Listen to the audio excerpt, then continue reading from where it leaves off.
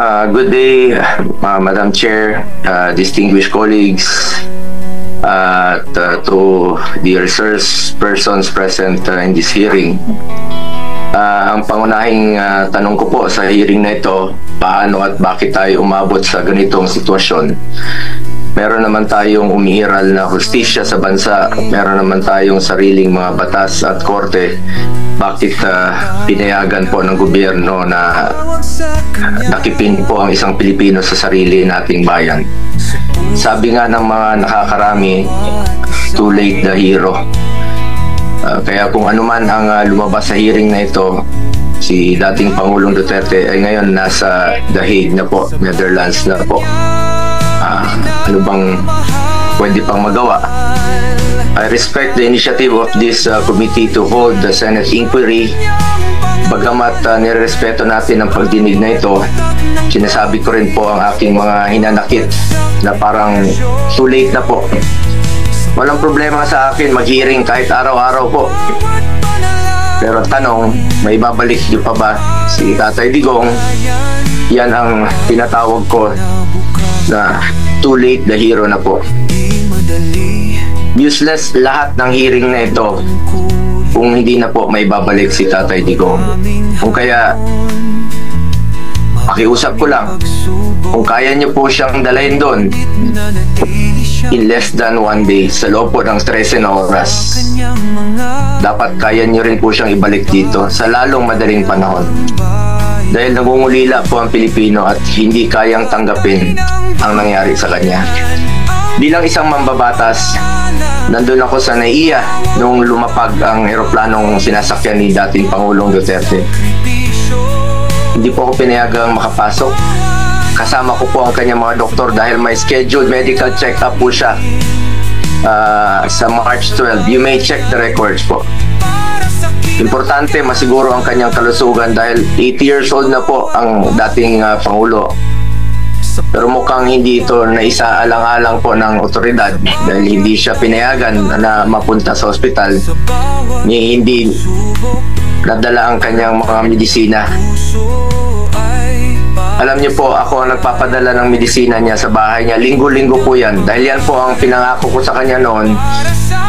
Bagamat hindi na po siya nakikialam sa akin sa politika. Pero sa kanyang medical, ay yan ang pinangako ko sa kanya. Na hindi ko siya pababayaan habang buhay. 27 po ang kanyang gamot. Sana po ay maibigay rin ang kinakailangang gamot at medical attention sa kanya habang nasa ibang bansa. Dahil karapatan naman po ito ng bawat tao. Constitutional right po natin yan. Sanay po siya na merong nurse, sanay po siya na may doktor na nag-aasikaso sa kanya. Naikwento nga sa akin ni Atty. Mejaldea na yung unang bumisita siya sa detention cell ay nakapaa siya dahil hindi po na naipasok ang kanyang mga gamit. Alam nyo, hirap na siya magmedyas. Hindi na niya kayang magmedyas mag-isa. At ngayon, it took Atty. Mejaldea several days bago maipasok yung mga kagamitan na kailangan ni Tatay Digong. Mahirap talaga ang kanyang sitwasyon ngayon na nakadetain. Sa unang pagharap ni dating Pangulong Duterte sa ICC, napansin natin iba po ang kanyang pananalita. Marahil ito ang estado ng kanyang kalusugan. Sa totoo lang po, several times na po naobserbahan ko yan noon. Yung kanyang pananalita, ganun yan. Pag hindi po nabibigay sa kanya yung saktong medisina na dapat niyang inumin. Marami na pong karamdaman si Tatay Digong. Sino ba namang 80 years old na walang gamot na iniinom at walang karamdaman? Yun po ang aking kinakatakot sa ngayon, ang kanyang kalusugan at ang kanyang kaligtasan. Kaya hindi ko po maintindihan bakit hindi pinayagan ng mga pulis ang doktor na makita siya. Okay na po ako, hindi niyo po ako pinapasok. Ilang beses po akong nakiusap. Pwede ba akong pumasok, sumunod? Pinababa nga ako sa sasakyan eh. Hindi po ako pinapasok doon sa Villamor Air Base. Pero nakiusap po ako na unahin na lang po yung doktor niya at yung ambulansya. Lahat naman may constitutional right to seek medical attention when needed.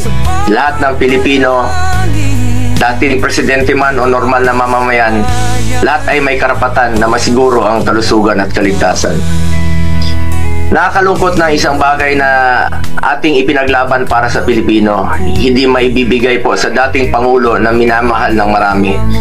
Ganyan ba po ang dapat na trato sa taong minahal ng bayan at minahal din ng taong bayan? Madam Chair, mataas po ang aking respeto sa kapulisan. Lalo na po sa mga babae, mataas po ang aking respeto sa kanila. Noong nakaraang administrasyon, nanumbalik ang respeto ng ating mga kababayan sa kapulisan. Taas noo po ang ating kapulisan, ang ating mga sundalo. As its highest ang respeto sa PNP. Inuna namin ang pagtaas ng sahod ng uniform personnel dahil alam namin kung ano ang sakripisyo ninyo para sa bayan. Ako mismo bilang SAP noon, ako po nangulit noon na may sakatuparan po ito dahil minahal namin ang kapulisan. Ngunit nakakalungkot, Madam Chair, na nung nandun ako sa NAIA, nakikita niyo naman po sa video, nagtanong lang po ako sa PNP spokesperson kung saan kami dapat pumunta. Dahil sabi ni Chief PNP Marbil sa 250 po. Nilapitan ko po ang inyong spokesperson at hindi po ako sinagot, tinakbuhan po ako. Sana naman bilang spokesperson, konting sagot lang lamang po. Konting respeto, sumusunod naman po kami sa batas. Hindi naman siguro dapat ipagkait sa atin ang respeto at higit sa lahat ang katotohanan. Sa totoo lamang po, ilang beses na po nagsinungaling si now Brigadier General Jean Pardo. Sana po, Ma'am, spokes, bilang spokesperson, totoo lang po ang sabihin mo, alang-alang sa bayan. Your duty is to be loyal to our flag and to our country. Minahal namin kayo ni dating Pangulong Duterte. Sana, konting respeto lamang po. Kung nagawa nyo yan sa akin, magsinungaling, mas nagagawa nyo po yan sa ibang tao. Respeto lamang sana. Gaya ng pagrespeto at pagmamahal namin sa uniform personnel. Pangalawang beses na po ito na hindi ka sumagot ng totoo. Sa interview mo, sinabi mo nagpupunas lang ng pawis ang ilang pulis na nakuna ng video na umiiyak habang inaaresto si Pangulong Duterte. Mapigilan mo bang umiyak? Nasasaktan po yan. Doon lamang po tayo sa katotohanan at piliin nyo lang laging magsabi ng totoo alang-alang sa bayan. We must always entrust our loyalty to the Filipinos, to our flag, and to our country. Yan naman po parating sinasabi ni dating Pangulong Duterte sa inyo. Just be loyal to our country and to our flag. Last, gusto nating malaman kung may nalabag ba na proseso ang pamahalaan, nabigyan ba po ng due process ang Pangulo dahil kung seryoso tayo sa pagbibigay ng hustisya, unang konsiderasyon dapat ang karapatang pantao at ang pagsunod sa due process.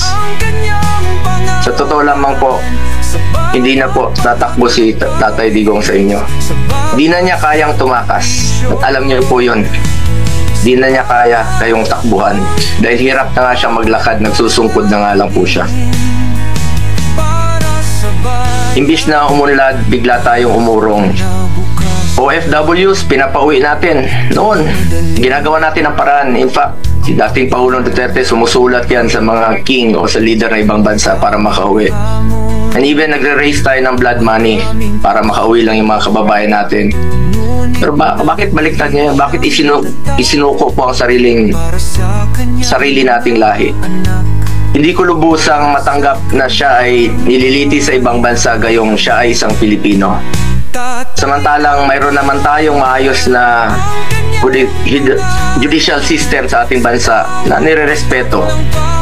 Kasarinlan yan bilang isang bansa. May sarili tayong batas, may sarili tayong proseso, may sarili tayong korte at may kakayahan tayong panagutin ang sinumang nagkakasala sa ating bayan. Madam Chair, this is now a matter of principle, justice, and humanity. Di ba't may sarili tayong sistema ng hustisya? Kapag may Pilipinong nagkasala, dapat tayo po ang husga. We must protect our citizens and we must stand as one. Dagdag pa dito, Madam Chair, mula noon hanggang ngayon, naninindigan naman po si Solicitor General Minardo Guevara na walang jurisdiction ng ICC sa ating bansa. Kung consistent po ang gobyerno sa posisyon na ito na hindi kilalanin ang jurisdiction ng International Criminal Court, bakit hinayaan po nitong ma-implement ng warrant of arrest ang Interpol mula sa isang korte na hindi naman natin kinikilala? Kung wala naman talagang jurisdiction at may warrant of arrest ang Interpol o ICC, sana binigyan muna ng pagkakataon ng gobyerno through the proper authority like judicial court na i-verify o suriin ang validity ng arrest sa warrant. Ang issue na ito ay hindi lamang para kay Pangulong Duterte. Ito ay mahalagang usapin sa soberanya ng Pilipinas ang nakataya dito. Alang-alang sa ating mga bayaning nagbuwis ng buhay upang makamit lang ang ating kalayaan. Alang-alang sa ating ngayon na patuloy na inaalagaan ng ating soberanya upang ang ating mga anak at ang ating mga anak ay mamumuhay ng isang bansa na malaya at nirespeto ng ibang bansa. Ang bawat Pilipino, mataas o mababa man ang katayuan sa buhay, dapat may gobyernong masasandalan na hindi siya pababayaan. Former president man o hindi, karapatan yan, lalo na po pagdating sa kanyang kalusugan, kaligtasan at buhay. Sa huli, bagamat andon si Tatay Digong na buong tapang na hinaharap ang kasong isinampa sa kanya, tulad ng kanyang paulit-ulit na ipinangako, napakasakit po sa dibdib na pagkatapos niya isakripisyo ang kanyang sarili para sa kinabukasan ng ating mga anak at ng bawat Pilipino, ni isang Pilipino ay hindi huhusga sa kanya. Imbis na ibigay sa Pilipino ang paghusga sa mga ginawa ni dating Pangulong Duterte na paglaban sa droga at kriminalidad, sadly, hindi po ganun ang nangyari. Sabi ko nga, para sa akin, Pilipino po ang dapat humusga sa totoong sitwasyon sa bansa. Kung mas nakakalakad na po ba ang ating mga anak noong panahon niya, hindi po nasasaktan, hindi nababastos, kayo po ang humusga. Pilipino po ang dapat humusga. Minahal tayo ni Tatay Digong. Ginawa niya po ang lahat para sa bayan. Tanda na po siya. Ayaw na nga niyang tumakbong presidente. Pero ginawa niya po ito dahil yan po ang kanyang sinumpaang tungkulin para sa mga kababayan natin Pilipino. Pero ngayon, hindi lang si Tatay Digong ang inialay at ipinamigay ng ating sariling kababayan. Misto lang inialay at ipinamigay din ito ang karapatan ng Pilipino na husgahan ang ating sariling kababayan at magdesisyon kung ano ang mas makakabuti sa ating bayan. As I said, March 11 was indeed the saddest day in our history. Sana po, hindi na po ito maulit. Marami pong nasaktan na Pilipino. Salamat po.